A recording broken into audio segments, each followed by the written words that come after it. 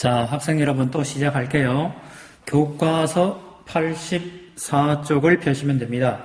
교과서 84쪽 날씨와 일기도 이런 내용이 나옵니다. 날씨와 일기도 오늘은 5월 6일이고요. 어제 어린이날이었습니다. 5월 현재 날씨는 맑은 날씨고요. 하늘에 높은 구름이 끼어 있고요. 햇살이 비칩니다. 초봄이지만 날씨는 상당히 덥습니다. 기온이 한 27, 8도 정도 되는 날씨입니다. 근데 실제로 있어 보면 그렇게 덥다라는 느낌은 안 듭니다.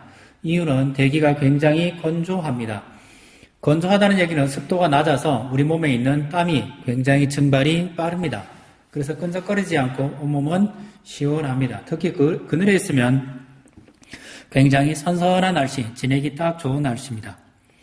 이런 날씨는 보통 어제 저녁 그리고 5월 5일 저녁 9시 정도 되면 내일의 날씨 그래서 일기예보를 합니다. 그래서 일기예보를 하려면 무엇이 필요합니까? 일기예보를 하려면 이거 보이나요? 일기예보라는 것을 하려면 뭐가 필요합니까? 일기도라는 것이 필요합니다. 그리고 이 일기도를 보고 내일의 날씨 또는 더 정확하게 하면 미래 어떤 가까운 날씨를 예보합니다. 우리는 사람의 특성이 맞는 것은 기억 안 하고요. 틀린 것만 기억합니다. 틀린 것 중에서도 소풍 갈 때 비 오는 거 이런 거 있죠. 수련회 갈 때 추운 거 이런 것만 기억합니다. 그래서 일기예보가 많이 틀린다고 생각합니다. 실제로 요즘 일기예보는 굉장히 잘 맞습니다. 거의 90% 정도 맞춥니다.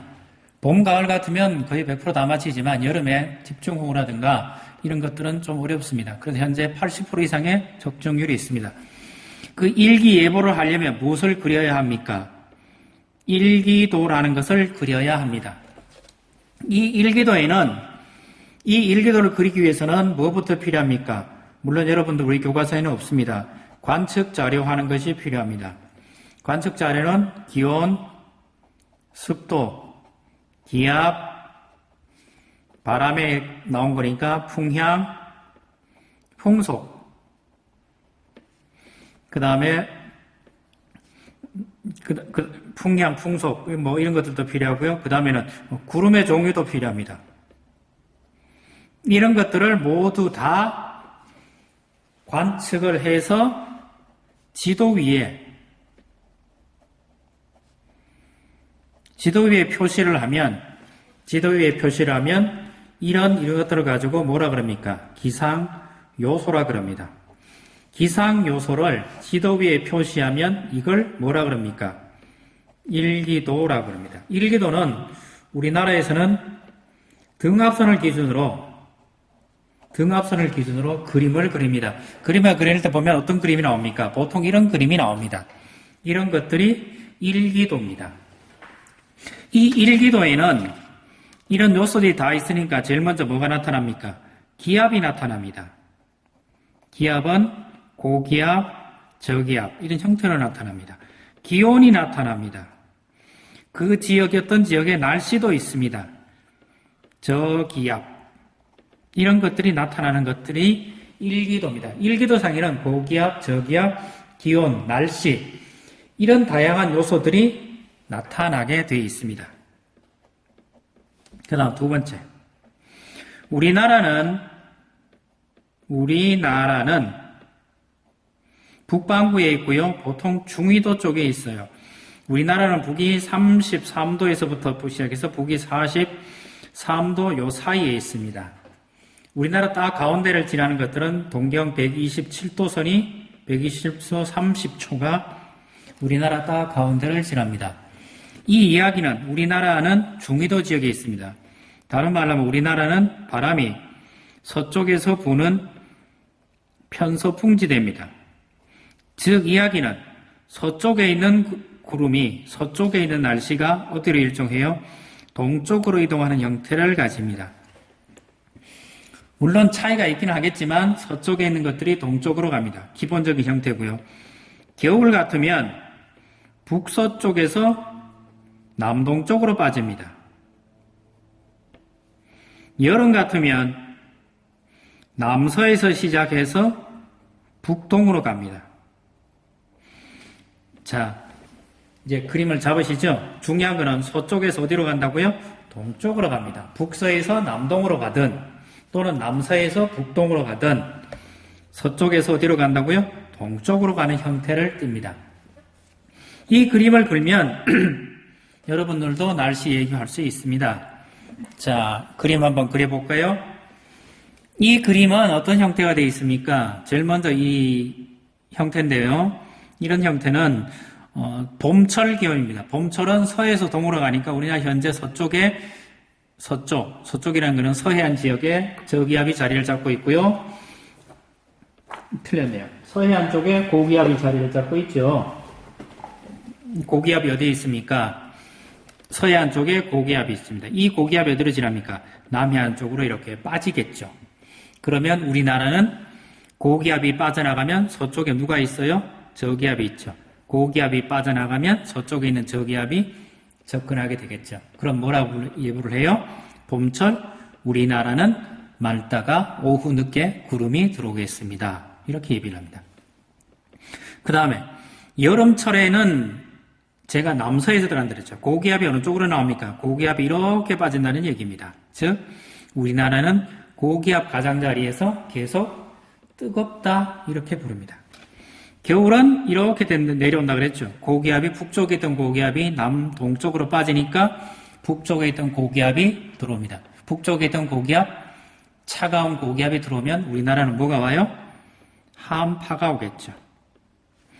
여름 같으면 남동쪽에 고기압이 이렇게 화살 쪽으로 들어온다 그랬죠, 제가. 그럼 이건 뭐가 돼요? 무더운 날씨가 되겠죠. 겨울 같은 지역에는 여기서 역시 이렇게 들어오니까 이거는 차가운 날씨가 되죠. 그래서 이것들은 뭐라 그러면 됩니까? 북서쪽에서 접근하는 고기압 때문에 우리나라는 굉장히 추운 날씨가 됩니다. 이렇게 됩니다. 이제 감을 잡으시나요? 우리나라는 가끔 보면 어떻게 됩니까? 우리나라는 동서남북 중에 여름에는 남쪽이 고기압이고요. 북쪽이 저기압입니다. 그래서 여름은 남고 북저 이렇게 됩니다. 반대로 겨울은 북쪽이 고기압이고 남쪽이 저기압입니다. 그러면 북고 남저 이렇게 부릅니다. 요거는 가을이네요. 가을 날씨는 이동성 고기압에서 해서 건조한 날씨가 진행됩니다. 그래 요거는 빼놓고요. 여름 가지고만 설명할게요. 북쪽에서 접근하면 차갑다. 여름에 남쪽에서 올라오는 것들은 뜨겁다. 이렇게 붙입니다. 이런 것들을 가지고 뭐라 그럽니까? 날씨 그럽니다. 날씨를 예보하려면 반드시 뭘 알아야 된다고요? 예. 날씨를 알려면 반드시 일기도를 볼 줄 알아야 됩니다. 물론 여러분들이 다 일기도 본다는 보장은 현재 못합니다. 여러분들은 뭘 아시면 됩니까? 날씨를 알려면 뭐가 필요하다고요? 일기도가 필요하다. 즉 다른 말로 하면 예보를 알려면 무엇을 볼 줄 알아야 된다? 일기도를 볼 수 있어야 된다. 일기도상에는 고기압과 저기압이 나타나는데 주로 누구의 성질을 볼 줄 알아야 된다? 고기압의 성질을 볼 줄 알아야 된다. 이런 거죠. 우리나라 북쪽에는 차가운 고기압, 우리나라 남쪽에는 뜨거운 고기압, 뜨고 다습한 고기압 이렇게 부르죠.